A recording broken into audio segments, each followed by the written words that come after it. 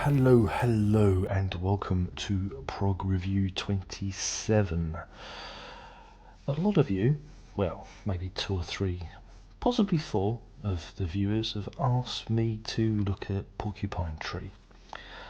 And those of you who take any notice in the comments I make or some of the things I've said would gather that I'm not the greatest fan of Porcupine Tree.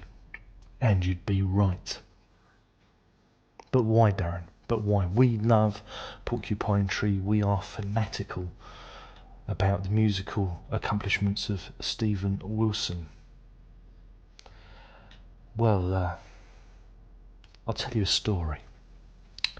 You, yes, yourself, you person sitting on the other side of the screen, you meet someone in a bar, a significant other, someone who you're attracted to, who seems to be interested in you, and you meet that night and you have a good time and you meet them again,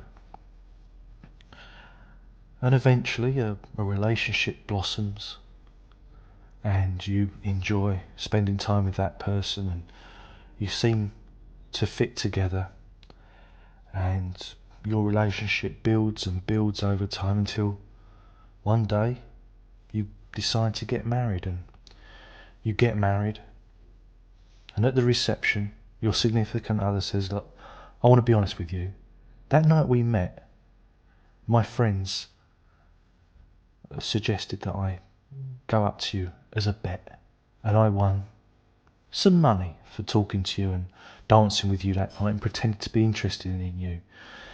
But even though it was a bet, I like being with you. Now that person, their world will be turned upside down. I think, oh my God, can I ever trust this person again? Because it wasn't real. Our initial beginnings weren't real. And that's the same with Porcupine Tree. See, Porcupine Tree started off as an imaginary prog rock band by Stephen Wilson as a younger man. He created this thing, and created a fake discography and a fake band template, and eventually he made it real over time. So it started out something fake, which he went to make real. And for me, I find that a bit strange.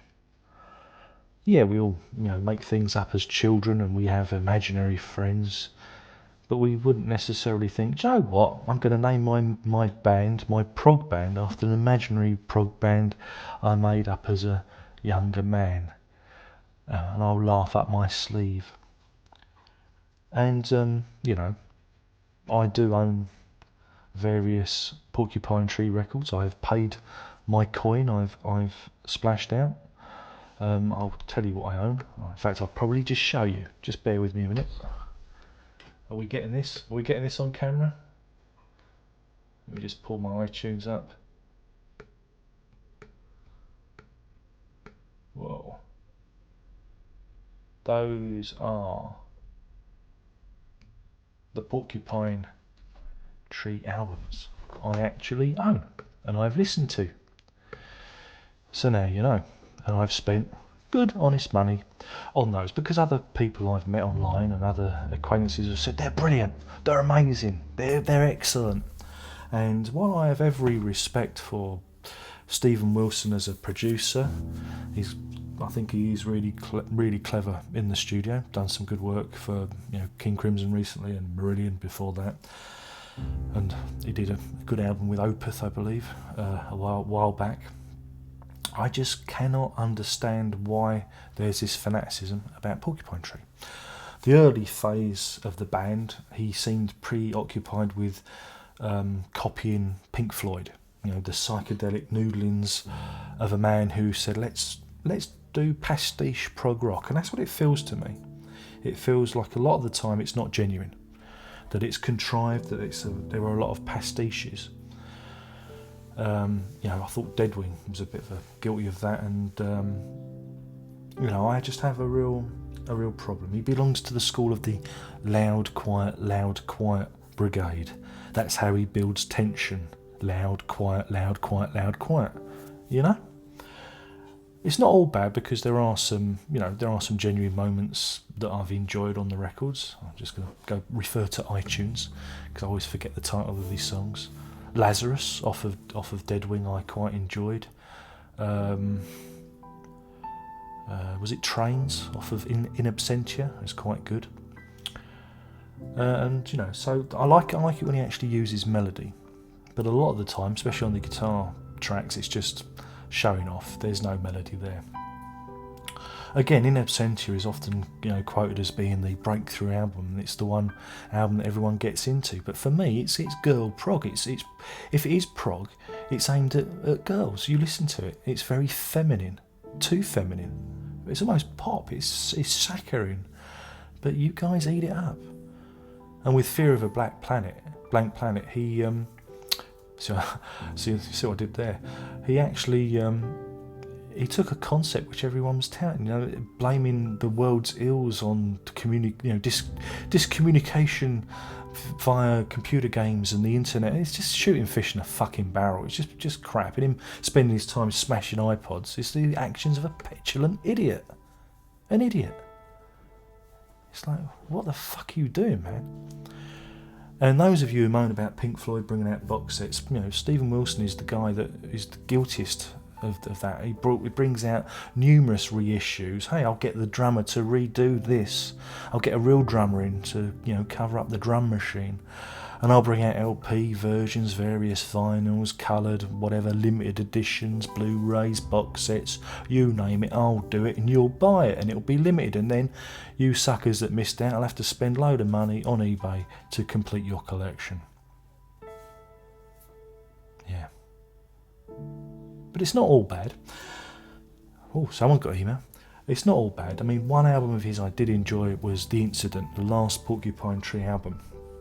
For me, it's the first time it was a generally progressive record. I liked the theme that he was used, of something amazing or terrible happening, the consequences of people's actions. I liked it. I liked the fact that he did all the same loud, quiet stuff, but there was a real class, I felt, to that album.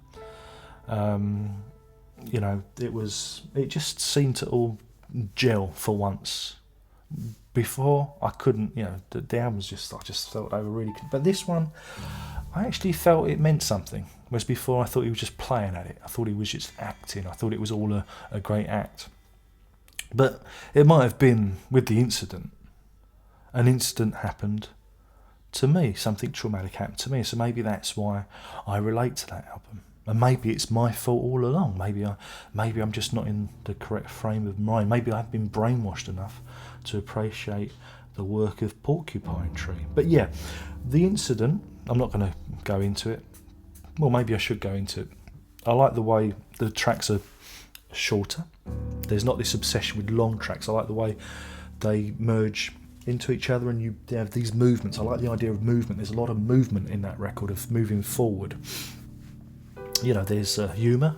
Your Unpleasant Family is probably the best track on there, and it's a shame it's not longer. But 1 minute 48, it's it comes and goes, and it's good fun.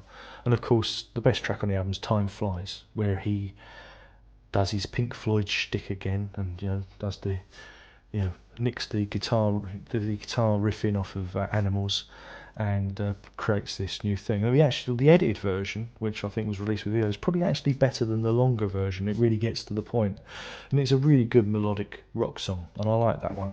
My only criticism about The Incident is it does tend to run out of steam towards the end. Once you've got past the main song cycle, you've got these extra tracks which you think, well, maybe if you'd have left them off, it would have been a better record.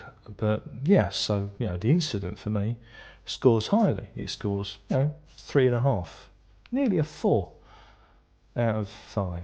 But there you go. I'm not going to do anything clever for him because it's Porcupine Tree. Now there's going to be lots of you out there who disagree with me.